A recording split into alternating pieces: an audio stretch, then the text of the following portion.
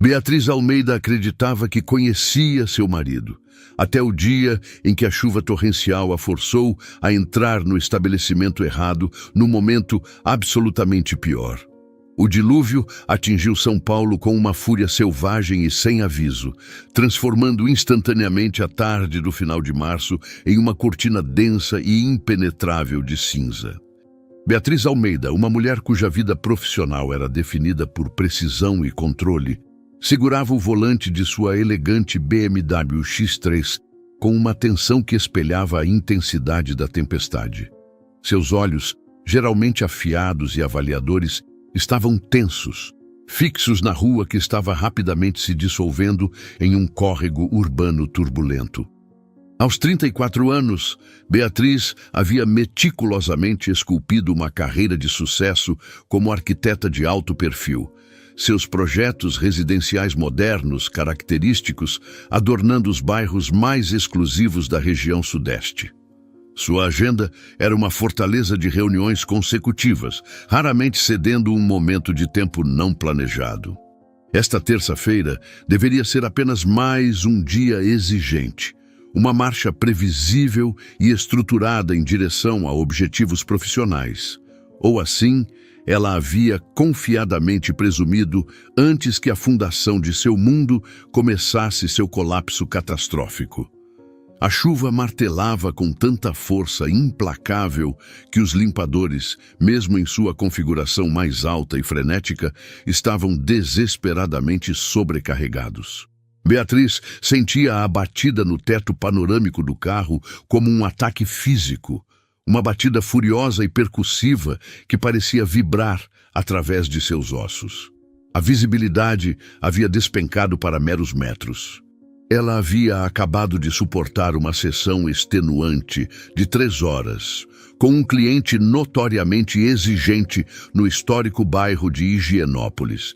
E seu desejo singular e desesperado era alcançar seu santuário em casa, mergulhar em um chuveiro escaldante e purgar a memória das intermináveis revisões minuciosas de um projeto de mansão multimilionária que parecia amaldiçoado à incompletude eterna.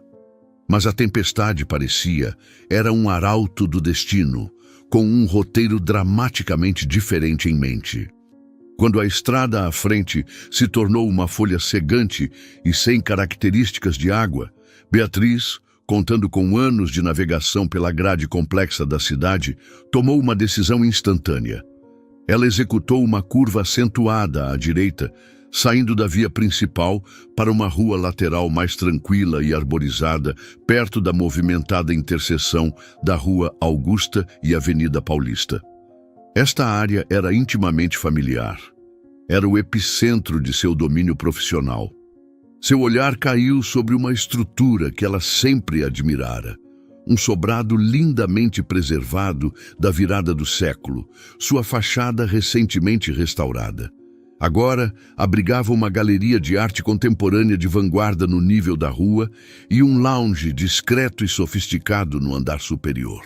O lugar era conhecido como Galeria Luz and Lounge, e Beatriz havia comparecido a vários vernissagens exclusivos da alta sociedade ali ao longo dos anos. Agindo puramente por instinto e a necessidade de abrigo imediato, ela estacionou na vaga disponível mais próxima. Segurando sua cara bolsa italiana de couro sobre a cabeça, em um gesto fútil de proteção, ela correu em direção à entrada. Seus saltos de grife de altura média clicavam um ritmo frenético contra as pedras portuguesas escorregadias da calçada, enquanto ela subia os 3 degraus curtos até a pesada porta de vidro. No momento em que ela empurrou a porta e entrou, uma profunda sensação de alívio a invadiu, acompanhada por uma lufada de ar quente e seco. A atmosfera era rica e complexa, uma mistura sofisticada de aromas. O perfume profundo e reconfortante de café expresso de alta qualidade recém-preparado, a fragrância sutil e envelhecida de madeira encerada e um traço exótico e tênue de incenso de sândalo. As paredes eram uma tela para a arte moderna abstrata e ousada, e a iluminação, meticulosamente controlada e de baixo nível, lançava um brilho dourado e íntimo. Aproximadamente 15 frequentadores estavam espalhados pelo espaço, alguns profundamente instalados em poltronas de veludo escuro e macias, outros em pé, perto das grandes janelas, observando silenciosamente o caos da tempestade lá fora. Beatriz removeu seu sobretudo encharcado, o tecido pesado pingando no chão polido, e o pendurou em um cabideiro discreto perto da entrada. Seu cabelo castanho meticulosamente penteado estava agora úmido e desalinhado, e ela passou os dedos por ele em uma tentativa vã de restaurar alguma ordem. Foi quando ela se virou, pretendendo se aproximar do elegante balcão de mármore para pedir uma bebida quente e restauradora. Talvez um chá Earl Grey forte ou um chocolate quente escuro e encorpado, que o chão sólido sob seus pés pareceu se dissolver em um abismo. No canto mais privado e fracamente iluminado do lounge, posicionado perto de uma janela panorâmica ampla que dava para um pequeno pátio interno açoitado pela chuva, os olhos de Beatriz registraram uma visão que seu cérebro altamente lógico de arquiteta se recusou a processar por longos e agonizantes 2 segundos. Sentado em uma profunda poltrona de couro marrom desgastado, estava seu marido de 7 anos, Daniel Carvalho. Mas a verdade chocante era que ele, inequivocamente, não estava sozinho.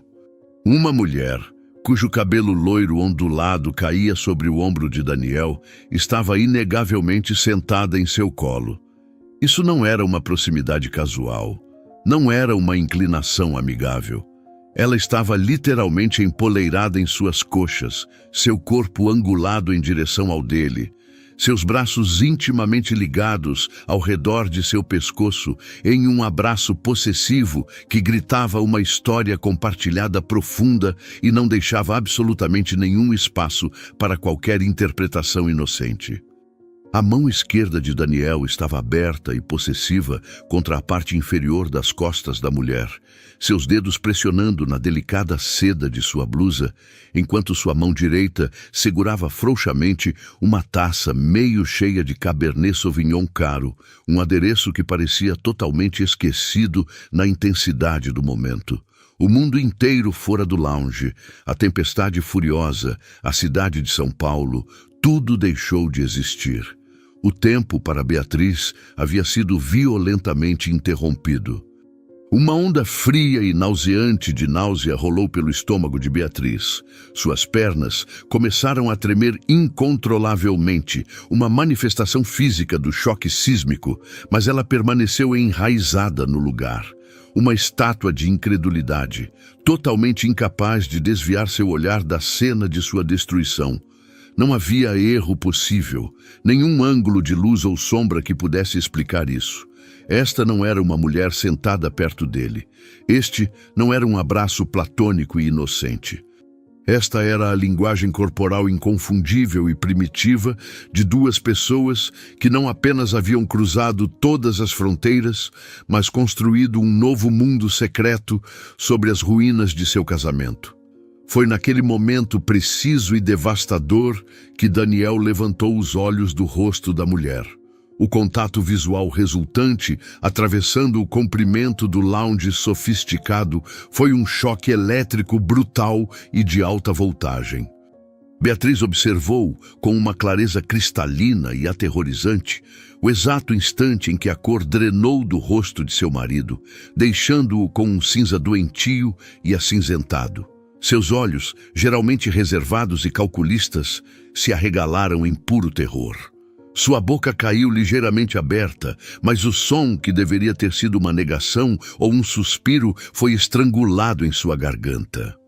Seus dedos, ainda segurando a taça de vinho, ficaram rígidos e todo o seu corpo travou, como se uma força maligna invisível tivesse pressionado o botão de pausa de emergência em sua própria existência.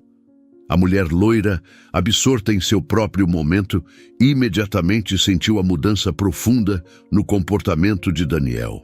Ela virou a cabeça, sua expressão de leve irritação, para seguir a trajetória de seu olhar paralisado.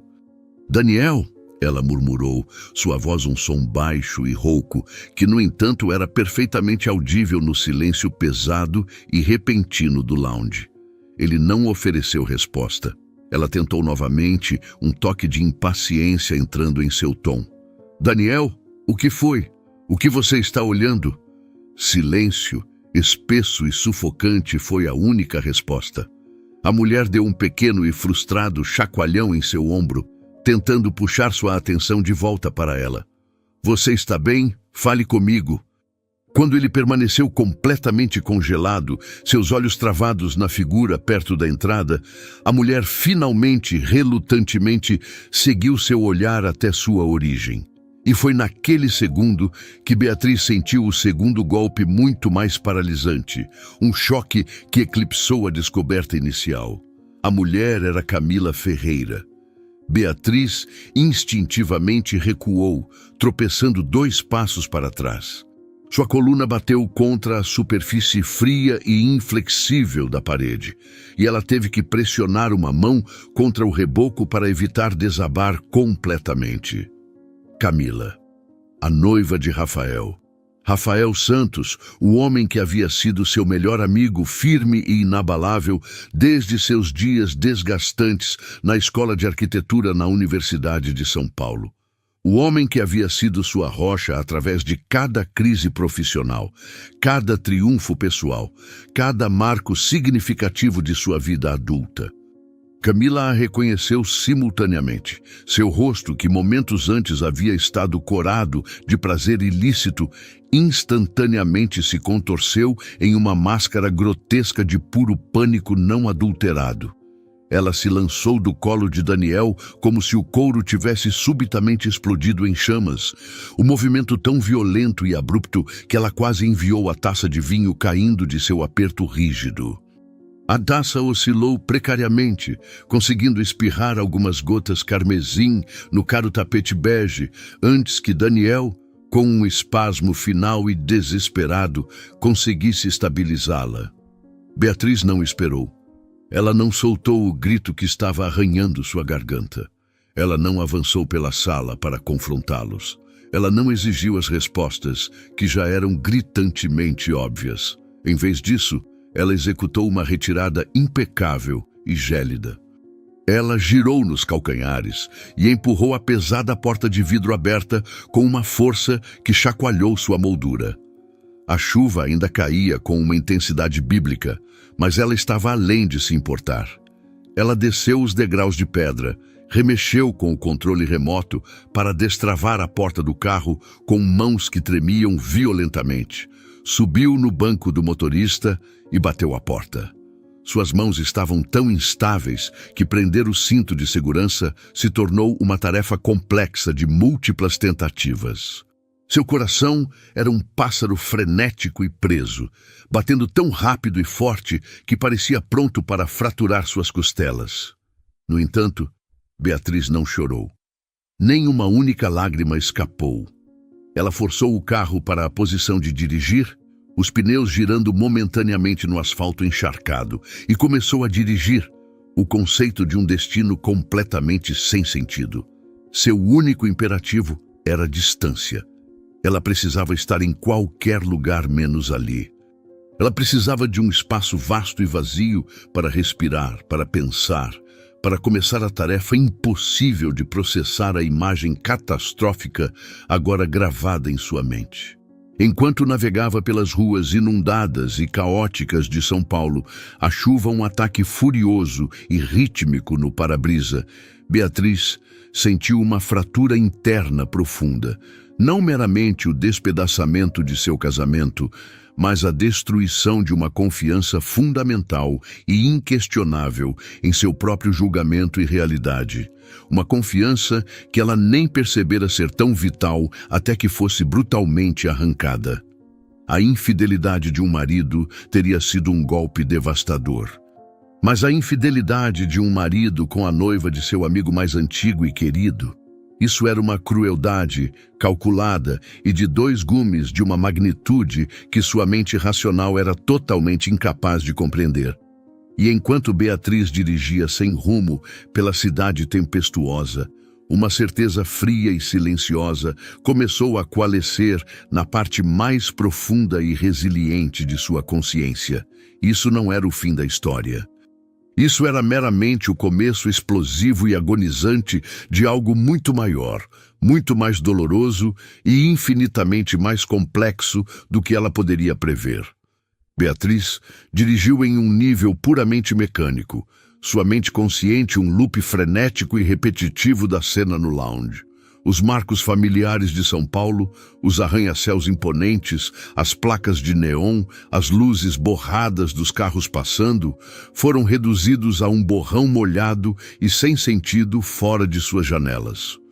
Os semáforos alternavam de vermelho para verde, e ela os obedecia apenas através da memória muscular, as cores registrando sem significado.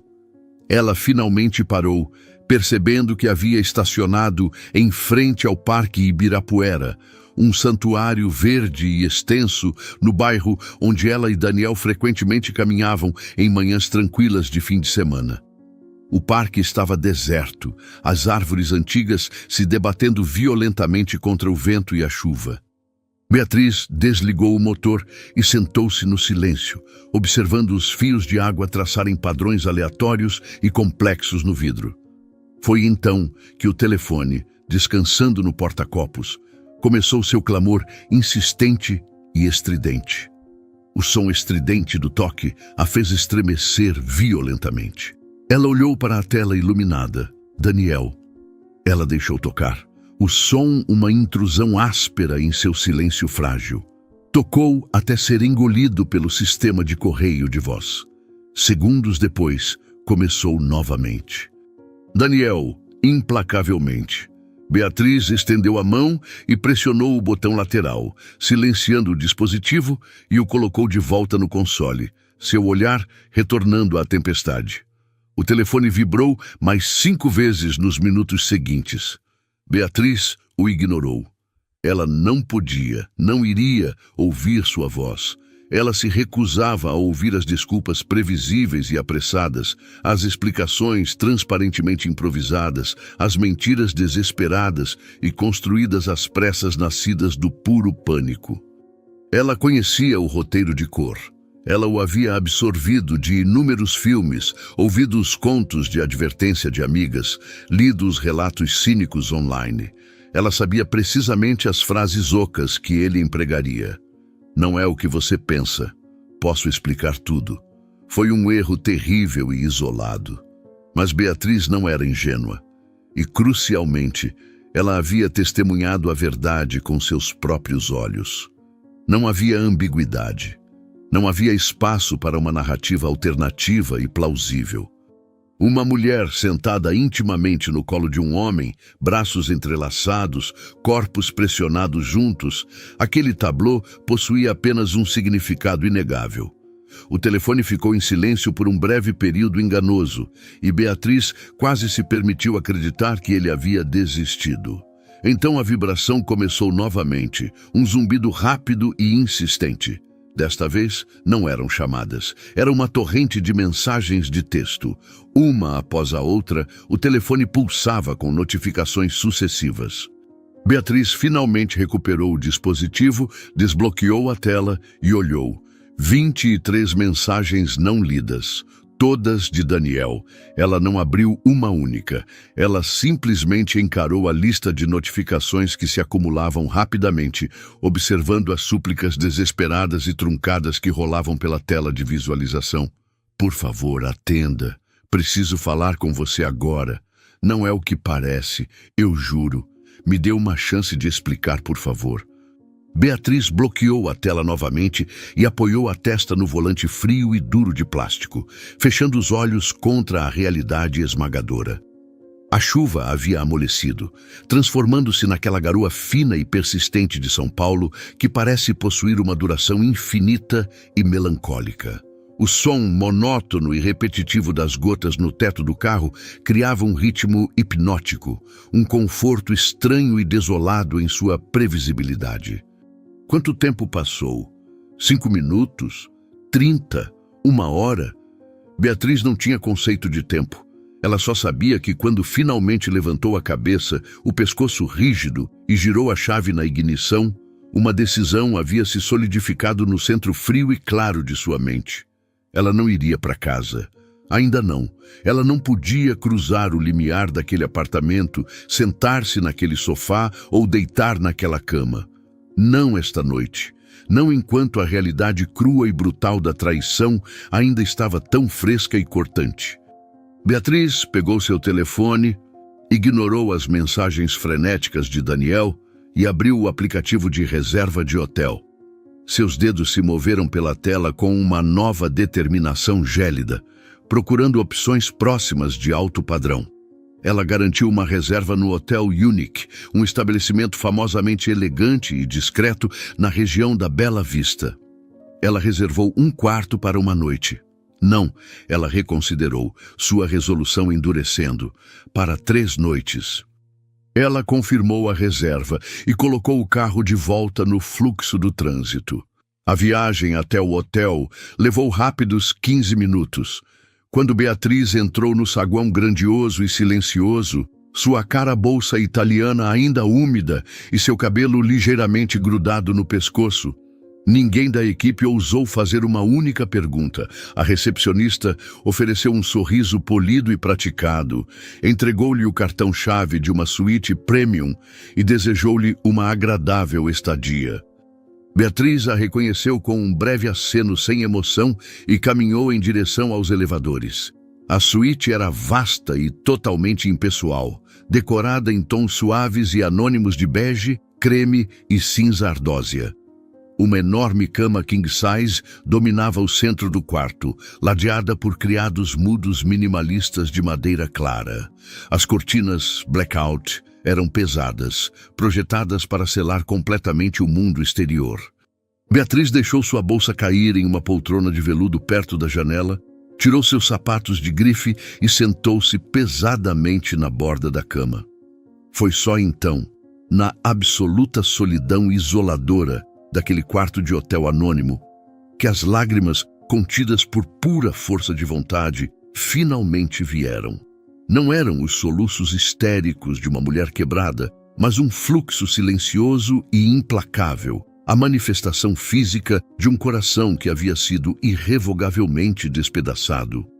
As semanas subsequentes foram um borrão implacável e frio de eficiência profissional. Beatriz imediatamente desocupou o apartamento que havia compartilhado com Daniel, mudando-se para um aluguel temporário em um prédio alto no movimentado bairro dos Jardins.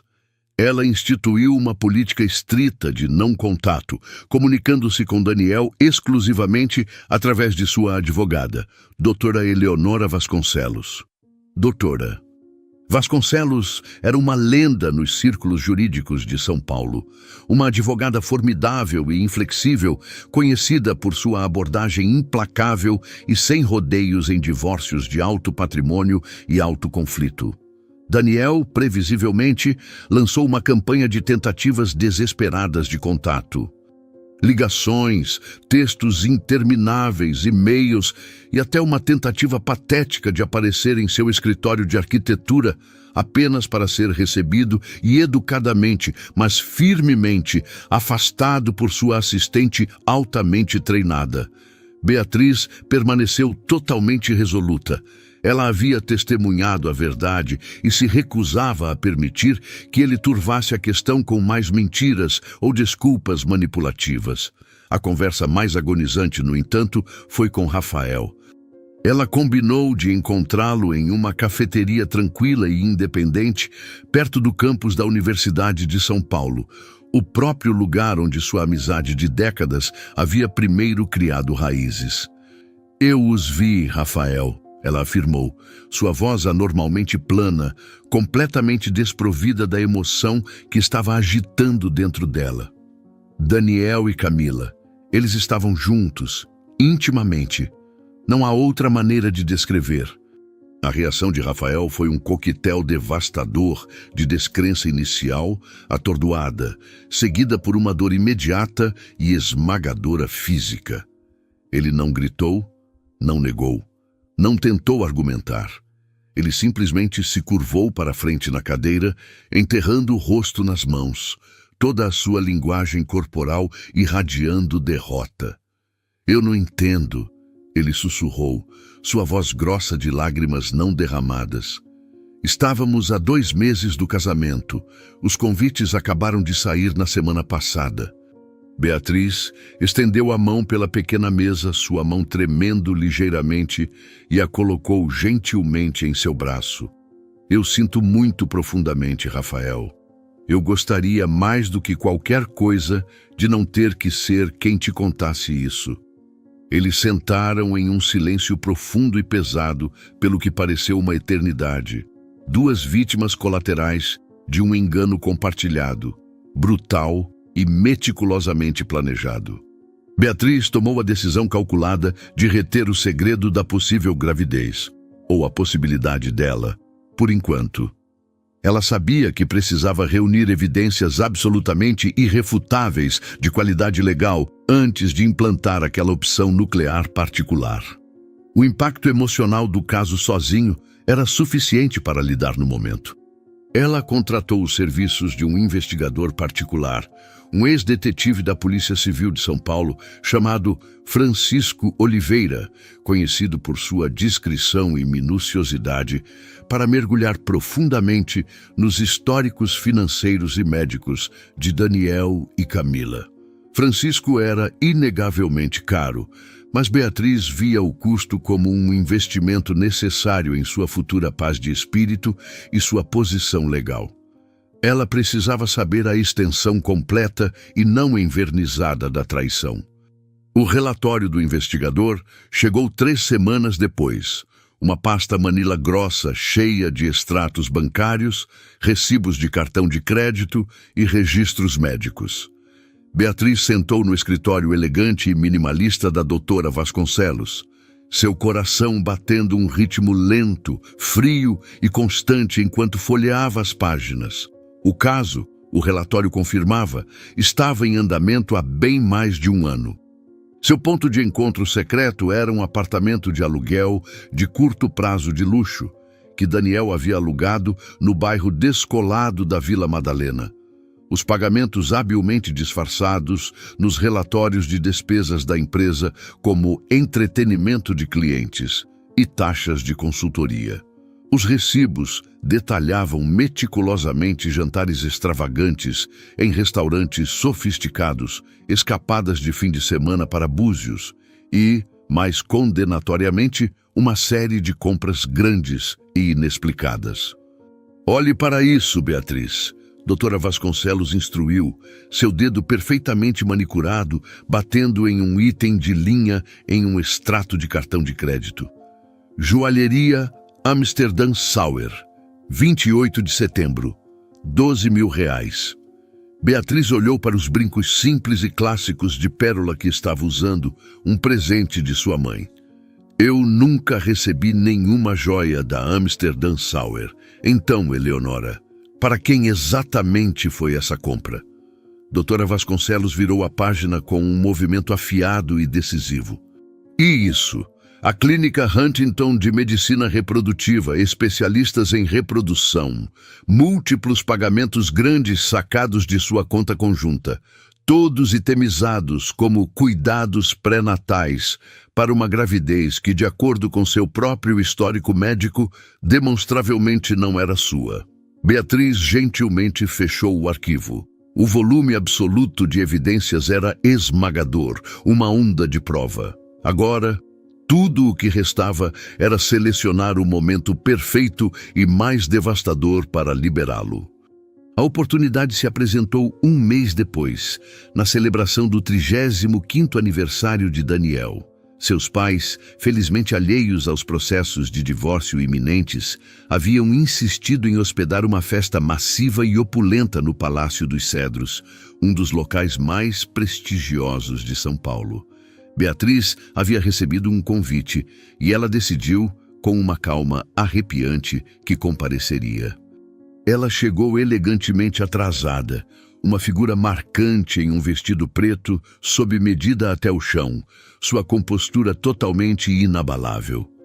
A festa estava em pleno andamento barulhento, com aproximadamente 70 convidados, uma mistura dos colegas mais importantes de Daniel, clientes de alto valor e amigos próximos. Daniel a viu no instante em que ela entrou no salão e seu rosto instantaneamente empalideceu para a cor de porcelana branca. Ele começou a se mover em sua direção, um olhar desesperado e suplicante em seus olhos, mas Beatriz já estava caminhando com propósito em direção ao pequeno palco elevado onde um microfone e uma grande tela de projeção haviam sido montados para os brindes planejados. Ela pegou o microfone de seu suporte, bateu nele levemente, e o som afiado e amplificado resultante instantaneamente cortou o barulho da multidão, silenciando todo o salão. "Boa noite a todos", Beatriz começou, sua voz clara, firme e carregando perfeitamente pela sala.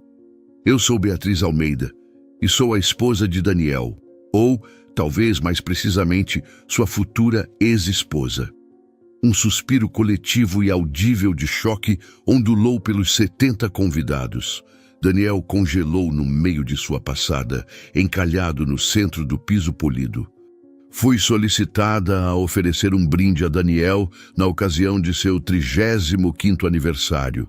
Beatriz continuou, um leve sorriso quase imperceptível e triste tocando seus lábios. "E honrarei esse pedido. Quero brindar a verdade, porque a verdade, como diz o velho ditado, acabará por nos libertar." Ela caminhou até o projetor, conectou seu laptop com facilidade praticada e uma planilha meticulosamente organizada imediatamente preencheu a tela massiva.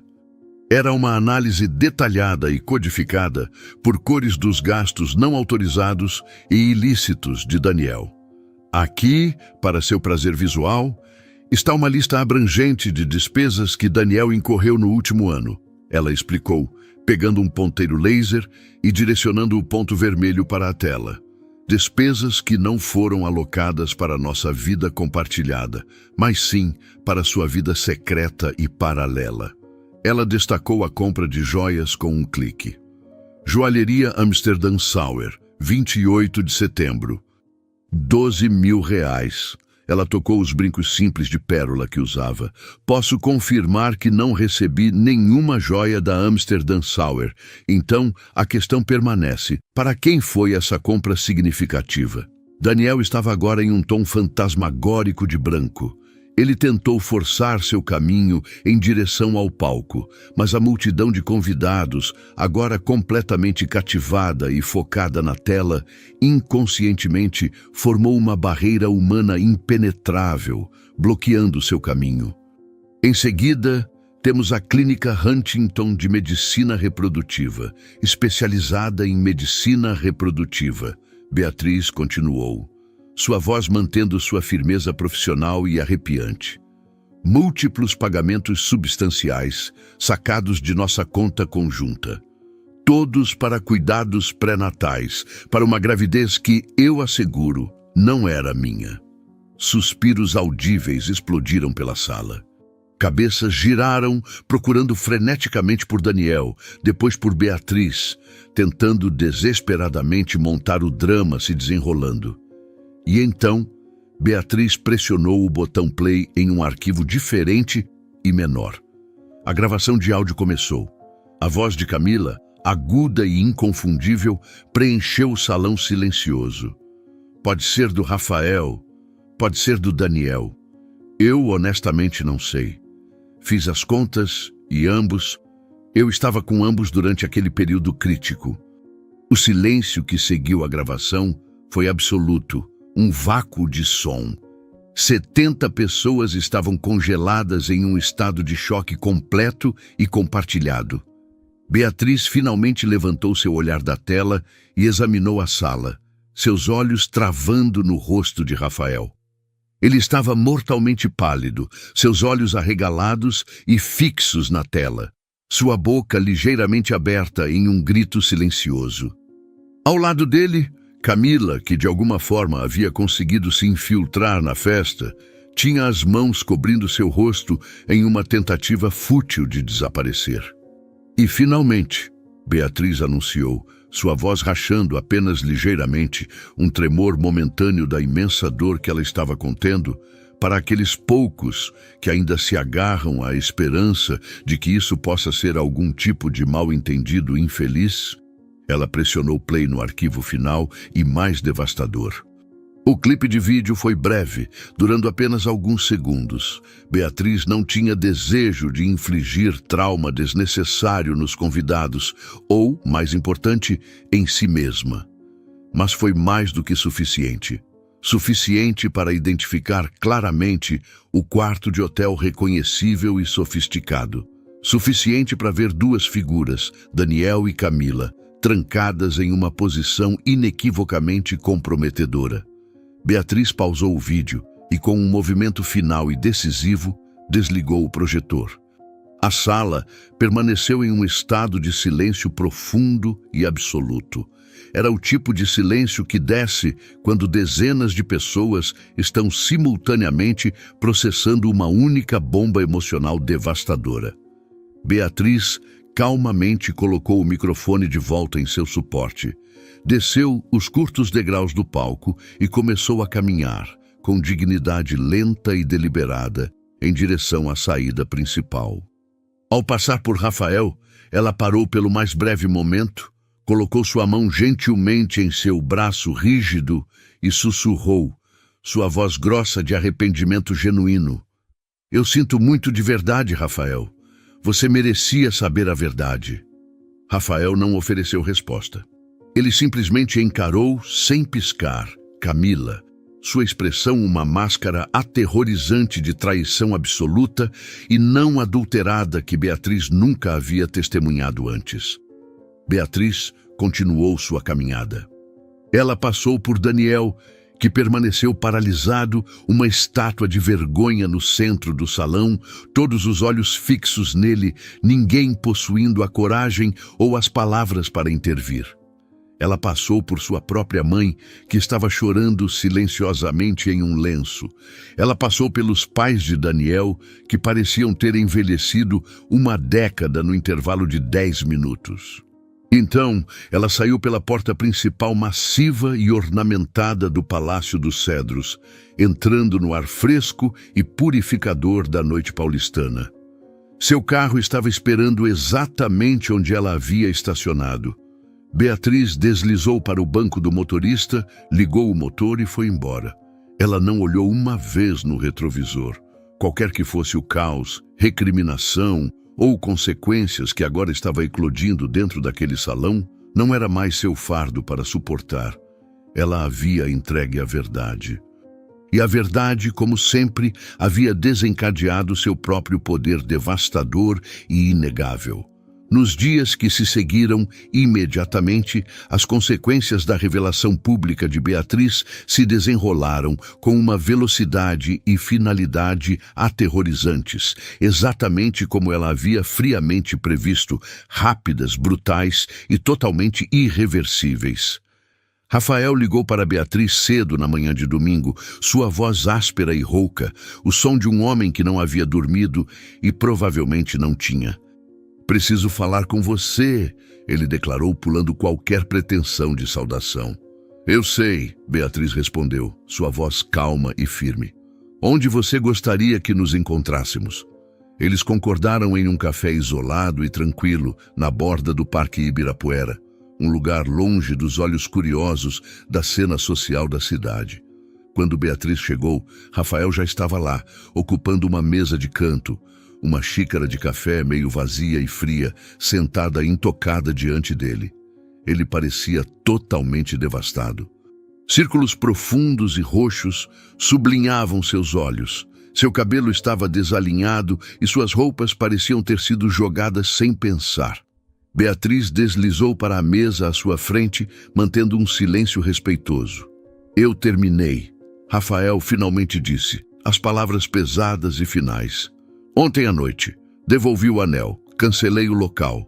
Enviei uma mensagem em massa para cada convidado informando que o casamento está cancelado.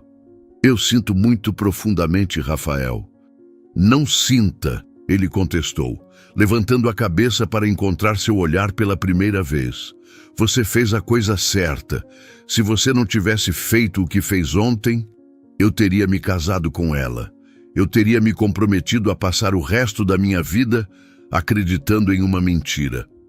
Mesmo assim, Beatriz insistiu gentilmente. Eu sei que essa dor é imensa. Rafael soltou uma risada curta, amarga e sem humor. Imensa? Beatriz, eu investi 10 anos da minha vida com aquela mulher. 10 anos acreditando que conhecia a pessoa dormindo ao meu lado. E descobri ontem à noite, na frente de 70 pessoas, que eu não sabia absolutamente nada. Que a mulher que eu estava prestes a fazer minha esposa não estava apenas me traindo com o marido da minha melhor amiga, mas que ela poderia estar carregando o filho dele. Beatriz permitiu que o silêncio profundo se estabelecesse e perdurasse entre eles. Você vai pedir um teste de paternidade? Ela perguntou, seu tom suave e sem julgamento. Não, Rafael respondeu, balançando a cabeça decisivamente. Esse não é meu problema para resolver. Se a criança acabar sendo minha, Camila pode me contatar quando tiver a prova irrefutável. Até aquele momento, eu quero zero envolvimento com ela ou sua vida. Ele finalmente alcançou a xícara de café e tomou um grande gole fazendo careta. Estava gelado. E você? Ele perguntou, virando a questão de volta para ela. Como você está realmente aguentando? Beatriz pausou, considerando sua resposta com a precisão de uma engenheira. Estranhamente, sinto uma profunda sensação de paz. Acho que é porque tive semanas para processar a verdade, para me preparar. Eu tinha o conhecimento. Você foi atingido com toda a realidade brutal de uma vez. Foi por isso que você esperou até a festa? Para garantir que tinha todas as provas antes de me contar? Sim, ela confirmou. Eu não podia vir até você com meras suspeitas. Você naturalmente ficaria na defensiva e Camila teria facilmente fabricado uma contranarrativa. Eu precisava de provas que fossem legal e emocionalmente irrefutáveis. Rafael acenou lentamente, aceitando sua lógica. E Daniel? Quais são as consequências para ele? Divórcio, Beatriz declarou claramente. A papelada já está sendo finalizada. E quanto às consequências profissionais, Beatriz pausou, um lampejo de satisfação fria em seus olhos. Não preciso levantar mais um dedo. A lista de convidados daquela festa incluía seu CEO, seus clientes mais importantes e seus colegas diretos. Sua reputação nesta cidade já está irrevogavelmente destruída. E estava. Beatriz soube através da rede eficiente e sussurrante de amigos mútuos que Daniel havia sido colocado em licença administrativa indefinida de sua startup de tecnologia de alto perfil. Embora oficialmente uma licença, todos entendiam que era uma demissão corporativa educada. Uma empresa de tecnologia, especialmente uma que se orgulhava de uma imagem pública progressiva e ética, não podia dar-se ao luxo de ter um executivo sênior publicamente exposto em um escândalo tão sórdido da alta sociedade. Camila também enfrentou consequências imediatas e severas. Sua boutique de joias, que dependia quase inteiramente do delicado ecossistema de networking social e referências boca a boca entre a elite paulistana, viu suas vendas despencarem no abismo. Clientes cancelaram pedidos personalizados. Grandes comissões foram abruptamente retiradas. Em menos de 2 semanas, Camila foi forçada a fechar a loja, colocando um aviso conciso e simples na porta de vidro trancada. Temporariamente fechado devido a circunstâncias pessoais imprevistas. Beatriz não sentiu nenhuma onda de satisfação triunfante com essas notícias. Suas ações nunca haviam sido motivadas por vingança. Mas ela também não sentiu piedade. Ações carregam consequências. E adultos, ela pensou com uma frieza final, devem viver com as escolhas que fazem. Os procedimentos de divórcio, considerando as circunstâncias explosivas, foram surpreendentemente rápidos e sem contestação. Daniel não ofereceu resistência. Ele não fez nenhuma tentativa de lutar pela divisão de bens. Ele assinou cada documento que a doutora Eleonora Vasconcelos colocou diante dele com a resignação silenciosa e derrotada de um homem que sabia que não tinha absolutamente nenhum terreno legal ou moral para se apoiar. Beatriz manteve a propriedade do apartamento luxuoso. Ela era financeiramente capaz de mantê-lo sozinha e ela se recusava a permitir que Daniel mantivesse mesmo uma fração da propriedade sobre o espaço que ele havia tão completamente profanado. Daniel ficou com uma pequena porção de suas economias, seu carro e a responsabilidade total pela montanha de dívida de cartão de crédito que ele havia acumulado durante o curso de seu caso. Em relação à potencial paternidade, um acordo claro foi alcançado. Se um teste de DNA confirmasse Daniel como o pai da criança de Camila, ele assumiria total responsabilidade financeira conforme mandatado pela lei estadual. Mas Beatriz não teria nenhum envolvimento ou contato com a situação.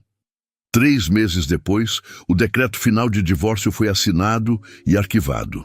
Beatriz Almeida estava oficial e legalmente livre. Ela não celebrou a ocasião. Ela simplesmente assinou os papéis finais em uma tranquila tarde de quinta-feira no escritório da doutora Vasconcelos e então retornou imediatamente à sua firma, tratando o evento monumental como nada mais do que uma tarefa administrativa concluída, porque a luz fria e dura de sua nova realidade era precisamente isso. A vida de Beatriz começou seu retorno lento e deliberado a um novo normal. Não era o normal de seu passado. Aquela realidade estava irrevogavelmente despedaçada, mas um novo ritmo cuidadosamente construído, que era, de muitas maneiras profundas, muito mais saudável e autêntico. Ela se jogou em seu trabalho com uma intensidade renovada e quase feroz. Ela começou a aceitar projetos desafiadores e de alto perfil que ela teria anteriormente recusado. Ela viajou extensivamente, falando em grandes conferências de arquitetura no Rio de Janeiro, em Brasília e em Porto Alegre. Ela começou a dar palestras em universidades prestigiosas sobre a importância crítica do design sustentável e a preservação de estruturas históricas. E lentamente, com o ritmo cauteloso de um degelo profundo, Beatriz começou a se permitir verdadeiramente viver novamente. Não meramente sobreviver aos destroços, mas abraçar uma existência vibrante e voltada para o futuro.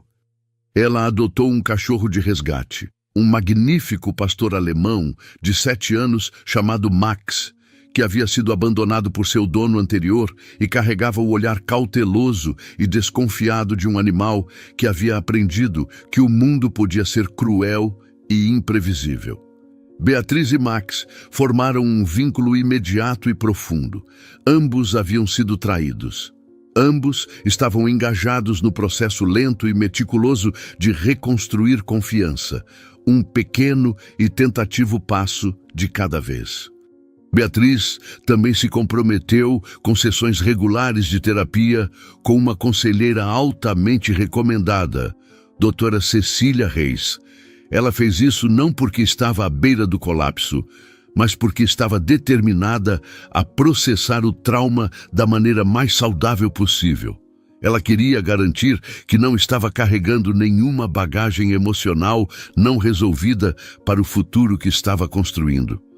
Então, 9 meses após a finalização de seu divórcio, em uma grande cúpula internacional de arquitetura realizada no Centro de Convenções Anhembi, um evento que atraiu arquitetos líderes, planejadores urbanos e designers de todo o Brasil e América Latina, Beatriz conheceu Leonardo.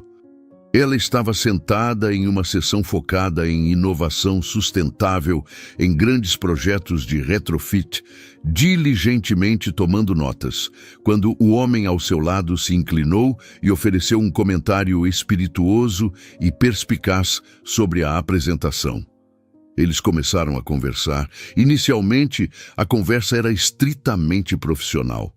Então derivou para as complexidades de viver em São Paulo, depois de volta à paixão pela arquitetura, e finalmente se estabeleceu nos aspectos mais profundos e pessoais da vida. Leonardo Oliveira também era arquiteto, baseado no Rio de Janeiro, especializado em projetos residenciais de luxo sob medida. Ele tinha 42 anos, um homem com um rosto bondoso e aberto, e tinha 2 filhos de um casamento anterior que havia terminado amigavelmente 3 anos antes. Ele possuía um sorriso fácil e genuíno que tinha o poder de completamente iluminar suas feições. Não houve faíscas súbitas e dramáticas. Não houve atração esmagadora e imediata. Em vez disso, havia uma conexão tranquila e profunda. Havia uma facilidade sem esforço em sua conversa. Havia a sensação reconfortante e profunda de falar com alguém que genuinamente ouvia suas palavras e verdadeiramente valorizava sua perspectiva. Eles trocaram informações de contato. Eles começaram uma troca constante de mensagens de texto. Então vieram as longas ligações telefônicas tarde da noite. Leonardo começou a inventar desculpas cada vez mais frágeis para visitar São Paulo com mais frequência. Beatriz, por sua vez, começou a aceitar novos projetos na região sudeste que exigiam que ela estivesse mais perto do Rio de Janeiro. Quando eles finalmente compartilharam seu primeiro beijo, 4 meses após aquele encontro inicial na conferência, aconteceu durante uma caminhada tranquila à noite, perto do histórico Pier Mauá, com o sol poente pintando a vasta extensão da Baía de Guanabara em tons impressionantes de laranja ardente e violeta profundo.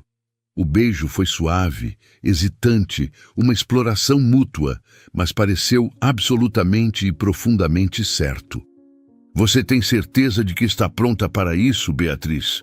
Leonardo perguntou depois, segurando suas mãos gentilmente e estudando seu rosto com preocupação sincera. "Eu sei que você passou por uma quantidade tremenda. Não quero apressá-la para nada." "Estou pronta", Beatriz respondeu, sua voz firme e honesta. "Não porque esqueci o que aconteceu, mas porque aprendi que os eventos do passado não definem e não definirão meu futuro." E ela quis dizer isso. Ela realmente quis. 1 ano e meio após o escândalo devastador, na festa de aniversário, Beatriz estava sentada em uma cadeira confortável em um consultório de obstetrícia, suas mãos firmemente entrelaçadas com as de Leonardo, ambos olhando intensamente para o monitor, exibindo a imagem do ultrassom. "Parabéns", o médico anunciou com um sorriso caloroso e profissional. "Vocês estão esperando uma menina saudável." Beatriz sentiu a corrente quente e familiar de lágrimas escorrendo por seu rosto. Mas essas eram lágrimas boas, lágrimas de pura alegria, não adulterada e gratidão. Leonardo apertou sua mão, seus próprios olhos brilhando intensamente com profunda emoção. Eles haviam se casado 6 meses antes, em uma pequena cerimônia profundamente íntima, realizada no belo Jardim Botânico de São Paulo, frequentada apenas por sua família mais próxima e alguns amigos selecionados. Rafael estava lá, em pé, orgulhosamente como padrinho de honra de Beatriz. Ele havia, eventualmente, se recuperado da traição de Camila. Ele estava agora namorando alguém novo, uma instrutora de yoga gentil e centrada que ele havia conhecido através de amigos mútuos. Uma mulher cujo espírito gentil e honesto era precisamente o bálsamo que seu coração ferido precisava. Leonardo se mudou permanentemente para São Paulo após o casamento, estabelecendo uma filial bem-sucedida de sua firma de arquitetura na cidade. Juntos, eles compraram uma casa, não outro apartamento estéril, mas uma casa real e espaçosa com um grande jardim estabelecido, localizada no desejável bairro do Morumbi. Ironicamente, ficava a apenas alguns quarteirões de onde Beatriz havia morado com Daniel. Mas esta casa era fundamentalmente diferente. Era deles. Era um lar construído não sobre pretensão, mas sobre a fundação sólida de verdade, respeito mútuo e compromisso inabalável. Quando Beatriz entrou em seu terceiro trimestre de gravidez, ela finalmente recebeu a atualização final e definitiva sobre Camila e o bebê. Rafael mencionou casualmente durante um café, observando que Camila havia dado à luz uma menina 3 meses antes. O teste de paternidade havia confirmado, sem dúvida, que Daniel era o pai. Ele estava pagando a pensão alimentícia obrigatória, mas havia optado por abrir mão de qualquer custódia ou direitos de visitação regulares. Uma decisão que Rafael ouviu dizer que era totalmente de Daniel. Camila, Rafael acrescentou, havia se mudado para longe, realocando-se para Campos do Jordão, uma cidade menor e mais tranquila, longe da memória social do escândalo paulistano. Lá, ela havia aberto uma nova loja artesanal pequena, tentando reconstruir sua vida longe dos destroços que havia criado. Beatriz absorveu essa informação com uma mistura complexa de emoções. Uma pequena parte dela sentiu uma pontada distante de tristeza. Não por Camila ou Daniel, mas pela criança inocente nascida em tal situação caótica. Uma parte maior e mais dominante dela sentiu um senso tranquilo de que a justiça, à sua própria maneira lenta e inevitável, havia seguido seu curso natural. As pessoas haviam enfrentado as consequências de suas ações. A vida, para todos os envolvidos, havia seguido em frente. Você já considerou entrar em contato com ele? Leonardo lhe perguntou uma noite, enquanto estavam deitados na cama, sua mão descansando protetoramente sobre a grande barriga arredondada de Beatriz. Com Daniel, agora que vocês dois estão prestes a se tornar pais. Beatriz considerou a pergunta por um longo momento. Não, ela finalmente declarou. E não vou. O que acontece em sua vida não é mais minha preocupação, Leonardo. Ele fez suas escolhas, eu fiz as minhas. E agora nossos caminhos são permanente e completamente separados. Leonardo se inclinou e beijou sua testa ternamente. Você é uma pessoa muito melhor e mais graciosa do que eu seria nesta situação. Eu não sou melhor, Beatriz o corrigiu suavemente. Simplesmente aprendi que guardar ressentimento é como beber veneno e tolamente esperar que a outra pessoa morra disso. Daniel não merece mais nenhum espaço em minha mente ou meu coração. Quando a filha de Beatriz e Leonardo finalmente chegou, em uma manhã clara e nítida de novembro, com o sol brilhante entrando pelas janelas da maternidade do Hospital Sírio-Libanês, Beatriz segurou a pequena e perfeita bebê em seus braços e foi dominada por um sentimento que ela não havia antecipado. Gratidão. Não gratidão pela traição. Nunca isso. Mas uma gratidão profunda pelo caminho difícil e doloroso que a traição finalmente a forçou a tomar. Porque se Daniel não tivesse traído, se Beatriz não tivesse descoberto a verdade, se ela não tivesse encontrado a coragem para terminar o casamento e meticulosamente reconstruir sua vida, ela nunca teria conhecido Leonardo. Ela nunca teria segurado este bebê precioso. Ela nunca teria encontrado esta vida bela e autêntica. Sua filha foi nomeada Graça. E enquanto Beatriz olhava para o rosto minúsculo e perfeito do bebê, sentindo a presença forte de Leonardo ao seu lado e Max, seu leal pastor alemão, deitado fielmente aos pés da cama do hospital, ela compreendeu uma verdade fundamental e transformadora de vida. A verdadeira felicidade não vem de nunca ser ferido, vem de possuir a força interior para se levantar novamente quando você é ferido. Vem da recusa inabalável de permitir que a fraqueza ou traição de outra pessoa defina seu próprio valor. Vem de escolher a verdade difícil sobre a negação confortável, mesmo quando essa verdade é brutal. E mais importante, vem de ter a paciência tranquila e a fé profunda de que após a tempestade mais violenta, o sol sempre, eventualmente, brilhará novamente. Beatriz beijou a testa de Graça com infinita ternura. "Bem-vinda ao mundo, pequena", ela sussurrou, sua voz grossa de emoção. "E bem-vinda à vida que construí para nós, uma vida honesta, uma vida real."